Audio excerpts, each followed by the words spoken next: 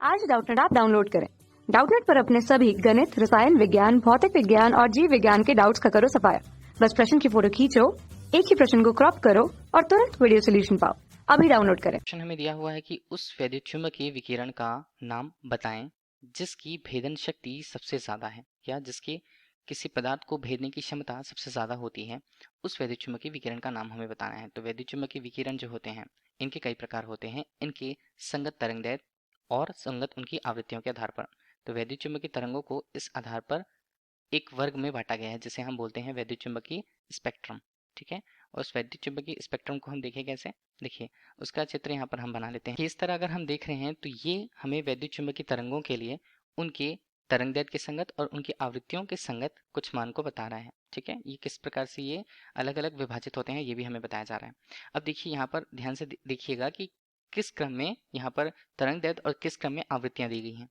सबसे कम वेवलेंथ या सबसे कम तरंगदैर्घ्य की किरणें हमें बाएं ओर दिख रही हैं, और इस तरह से अधिक जो है या अधिक तरंगदैर्घ्य का जो मान होता है या लंबे तरंगदैर्घ्य का मान होता है वो बाएं से दाएं दिशा पर बढ़ रहा है। तो दाएं दिशा पर सबसे ज्यादा वेवलेंथ या सबसे ज्यादा तरंगदैर्घ्य के यहाँ पर किरणें होती हैं। अब तरंगदैर्घ्य के संगत भी हमने देख लिया। अब इस बीच पे हम कह रहे हैं कि सबसे ज्यादा तरंगदैर्घ्य का मान किसका होता है। यहाँ पर रेडियो वेव्स हमें दी हुई हैं।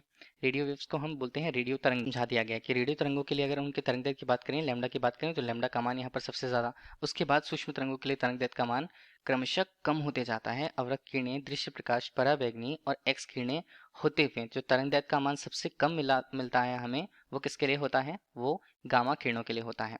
और इसी बीच जैसे कि अगर हमने तरंगदैर्घ्य की बात करी है, अगर हम फ्रिक्वेंसीज की बात करते हैं तो आवृत्तियां यहाँ पर कैसे, दाएं से बाएं दिशा पर जाने पर जो आवृत्तियां होती हैं वो बढ़ती हैं, और आवृत्तियों का सबसे ज्यादा मान बाएं दिशा पर है। ठीक है, बाएं दिशा पर जो यहाँ पर किरण होती हैं, जैसे हमने यहाँ पर गामा किरण की बात करी, उसकी आवृत्ति का मान सबसे ज्यादा होता है। उसके बाद की आवृत्ति एक्स किरणों की आवृत्ति, उससे कम आवृत्ति पराबैंगनी किरणों की आवृत्ति, और ऐसे ही चलते हुए हम देखें तो सूक्ष्म तरंगों से लेकर रेडियो तरंगों के लिए उनकी आवृत्ति का मान सबसे कम होता है। ठीक है, ये हमने देख लिया। अब देखिए, आवृत्ति की संगत ही हम किसी वस्तु के लिए उसकी भेदन क्षमता का मान निकाल सकते हैं। देखिए, आवृत्ति को न्यू के रूप में प्रदर्शित किया, और ये समानुपाती होता है किसी किरण के लिए उसकी भेदन शक्ति के रूप में।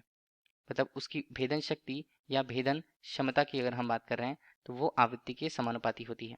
मतलब आवृत्ति का मान जितना ज्यादा होगा उस किरण के लिए किसी पदार्थ के भेदन शक्ति का मान या भेदन क्षमता का मान उतना ज्यादा रहेगा। ठीक है, इसे हमने कह दिया आवृत्ति के रूप में। ठीक, अब देखिए, ये आवृत्ति है हमारे पास और ये भेदन शक्ति। अब हम देख रहे हैं कि आवृत्ति का मान सबसे ज्यादा किसका है, वो है गामा किरण का। ठीक है, गामा किरणों का। तो गामा किरणों के लिए उनकी संगत आवृत्ति का मान सबसे ज्यादा होने के कारण उनकी भेदन क्षमता जो होती है, भेदन शक्ति या भेदन क्षमता और किरणों की भांति या और किरणों के तुलना में सबसे ज्यादा होती है। ठीक है, तो हमारे लिए इस प्रश्न का उत्तर क्या होगा, उस वैद्युत चुंबकीय विकिरण का मान हमारे पास कौन सा है, गामा किरण, जिसके लिए भेदन क्षमता का मान या भेदन शक्ति का मान सबसे ज्यादा है। Thank you. कक्षा 6 से 12वीं से लेकर नीट, IIT, JEE वो एडवांस के लेवल तक 1 करोड़ से ज्यादा छात्रों का भरोसा। आज ही डाउनलोड करें डाउटनेट ऐप या व्हाट्सएप करें अपने सारे डाउट्स 8400 400 400 पर।